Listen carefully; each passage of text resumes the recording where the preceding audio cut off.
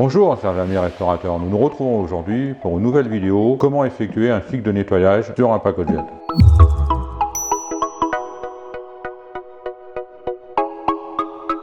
Alors pour le cycle de nettoyage nous avons besoin du porte-bol noir,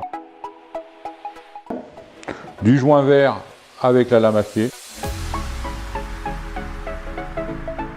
du joint bleu et du rotobrosse. Donc, nous avons besoin aussi d'un bol inox rempli d'eau tiède et on s'arrête environ à 2 cm du haut de ce bol là. Et dernièrement nous avons besoin d'un verre ou d'un récipient quelconque pour récupérer l'eau que nous allons évacuer du Pacojet pour le rinçage. Nous allons procéder maintenant au cycle de nettoyage. Donc nous allumons l'appareil. Donc sélection, on va dans les paramètres.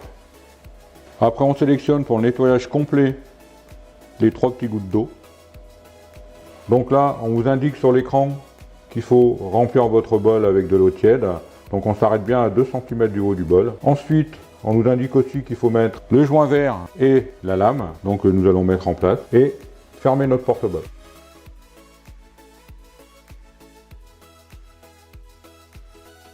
Après, il ne nous reste plus qu'à appuyer sur Start pour lancer notre cycle de nettoyage. Donc bien penser à décompresser avec ce bouton-là, en mettant un petit gobelet en dessous du petit trou par lequel sort l'air, pour évacuer l'eau qui est en trop dans le Pacojet. Tout ça pour éviter des débordements intérieurs et des risques de panne ultérieurement. Donc nous allons lancer le cycle, le premier cycle. Donc ça c'est un cycle de pré-lavage.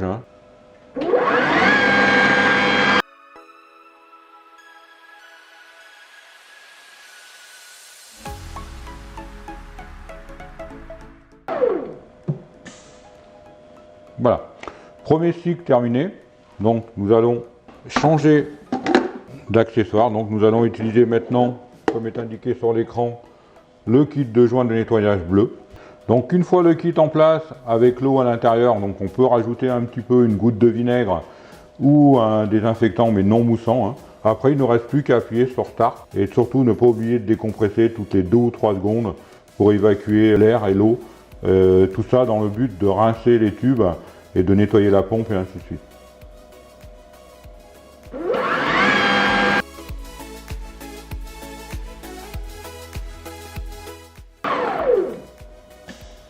Voilà, deuxième cycle terminé.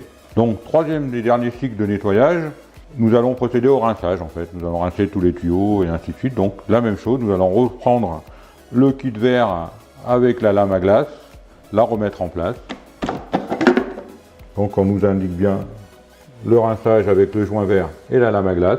Donc pareil, nous appuyons sur Start et surtout, toujours pareil, ne pas oublier de décompresser avec le petit bouton qui se trouve là pour évacuer toujours l'air et l'eau.